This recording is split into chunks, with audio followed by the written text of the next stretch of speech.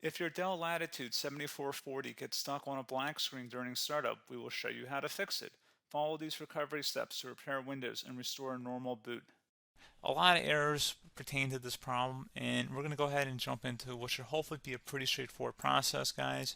And we're going to go ahead and jump right into it. So first thing I'd recommend doing would be to actually go ahead and boot to the troubleshooting utility on Windows 11. So if you do a hard power off 3 times in a row, Windows should automatically attempt to launch the startup repair utility. And if it doesn't find anything, it will give you the option to select advanced settings, in which case it will take you to a screen that looks like this. Now, if it does not take you to a screen that looks like this, or you're unable to get to that, you can also download the Windows 10 Media Creation Utility, or Windows 11. They probably will make a creation utility for Windows 11 at some point. And it doesn't really matter, you can actually run the Windows 10 utility on Windows 11 as far as I'm aware. And you should be able to run the troubleshooting utilities built in within it. So you just would go ahead and download it to an ISO file and then burn it to a DVD or USB. It'd have to be about 4 gigabytes or more. It couldn't be a small USB flash drive, and it couldn't be a CD. It'd have to be a DVD. And then you boot your computer from it. So depending on the computer manufacturer, you'd have to tap a different key on your keyboard in order to launch that menu, in order to select what boot drive you want to go off of. So it could be anything between the escape key, F2, F8, F12, for example. And those are the function keys on the top of your keyboard. So you may have to just do a little bit of trial and error. Shouldn't take you more than a couple minutes. Googling it would probably be best before you even begin. But anyway, we're ready to go ahead and jump right into it. So we're on the choose an option page. So these will look very similar whether you're booting from it directly within Windows itself, or if you're plugged in a USB flash drive with the media creation utility installed and you selected the recovery option. So when you are setting up your Windows 11 installation or Windows 10, depending on the drive you're using, there should be an option to repair your computer in the bottom left corner of the dialog window, one of the first screens that comes up. You go ahead and select that, and then it would take you to a troubleshooting screen like you see here. And you want to go ahead and select troubleshoot, reset your PC, or see advanced options.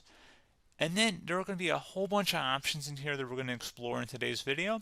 The first one, we're going to actually go underneath advanced options and then select startup repair, fix problems that keep Windows from loading. So go ahead and select that first.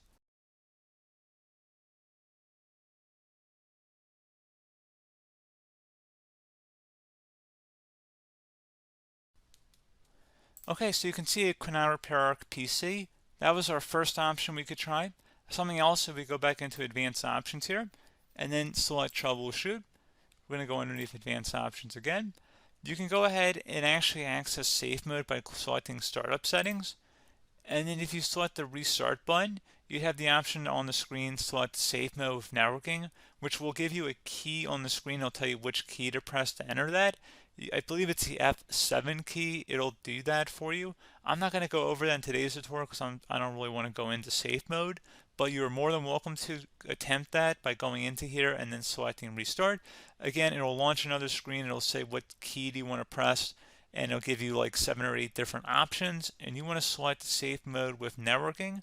There's also an option for a command prompt too, but that's going to be something we're going to cover later in this video, and we don't even have to go through that in order to access it. So that's why I'm not going to really push for that, because unless you know exactly what's causing the problem, you probably don't need to go into safe mode. Unless you're trying to recover files, in which case then you definitely can go into safe mode, but we're trying to actually recover our computer here. So I hope that makes sense. Something else we can also try here as well would be to uninstall updates, remove recently installed quality or feature updates from Windows. So if you go ahead and select that, you can uninstall the latest quality updates, which generally is the more day-to-day updates. Feature updates are the less regularly released ones, like the big ones. I would equate it to service packs in like Windows 7 and Windows Vista and Windows XP. So larger updates that occur once or twice a year at most. And the quality updates are more just a regular update. So probably obviously depend, it'll take longer if you're going to try and uninstall the latest feature update versus quality update. And maybe you don't need to go back that far. So just giving you guys a couple of pointers with that.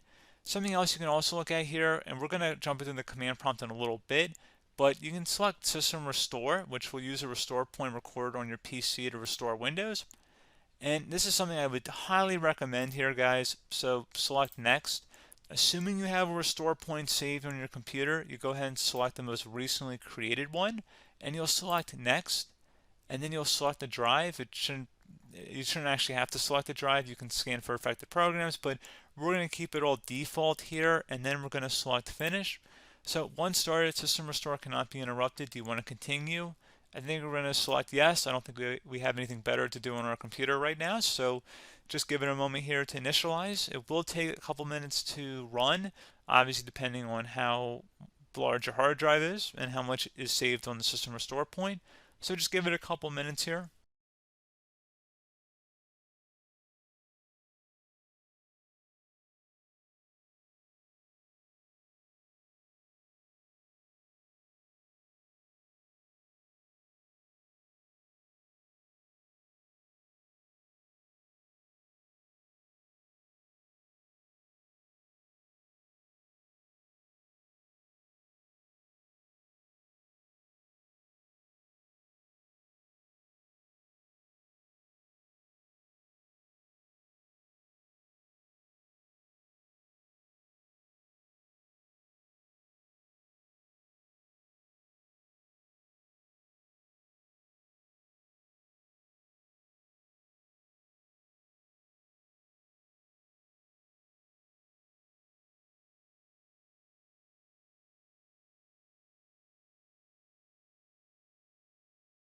Okay, so you can see the system has been restored successfully. We're going to go over a couple different methods in addition to that if that did not work. So I'm just going to pause the video and we're going to start back on the recovery screen that we started with. Okay, so a couple other things we can try here too. If you go back into troubleshoot, you can select reset your PC while you choose to keep or remove your personal files and then reinstalls Windows. You can select to keep my files, which will remove apps and settings but keeps your personal files. You can also select remove everything, which will remove all of your personal files, apps, and settings. So this is more of a factory reset, the second option here.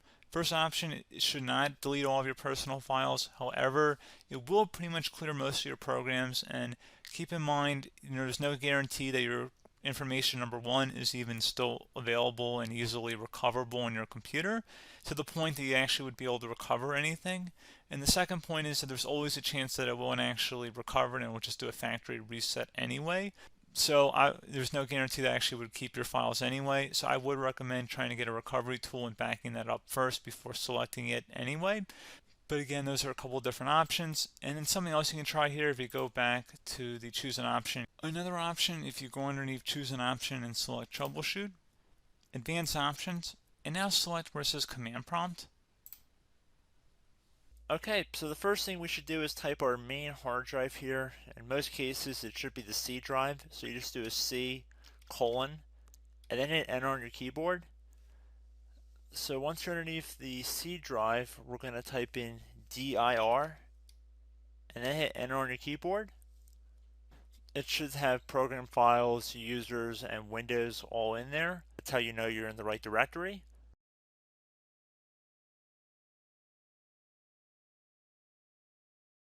In some cases, it might be the D drive as well, so just keep that in mind.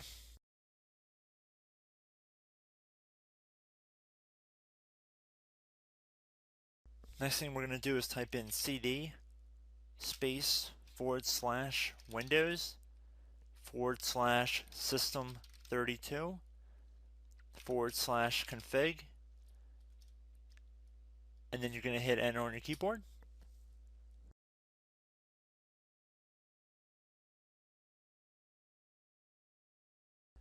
So now you're going to type md space backup. If you've seen other tutorials, it might also say to put down md backup. That's because the backup name is pretty common when you want to back something up. So you can name this whatever you want, doesn't have to be backup. So if you've already made a backup folder in the past, you could do backup 1, for example. So once you're done setting the name you want the backup to be called, hit enter on your keyboard again.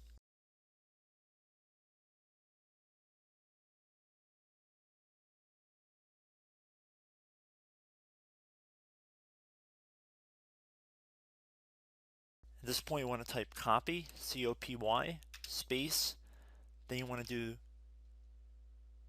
the star symbol above the 8 key, then do a period or a dot, whatever you want to call it, then another star sign, and then another space, and then type backup, and then hit enter on your keyboard.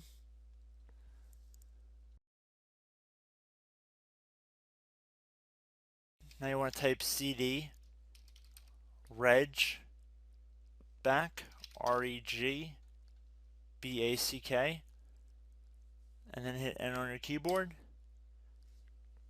So now that we are under the reg back, so now you want to type dir again, and then hit enter.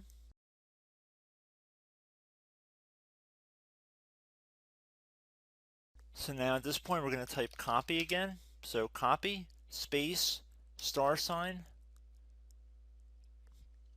dot, another star sign, space, and then 2 dots. So we're going to type copy, space, star sign, dot, sign, star sign, dot, dot, and then hit enter on your keyboard again. So for overwrite, you want to overwrite all. So type A on your keyboard, so capital A, and then hit enter on your keyboard.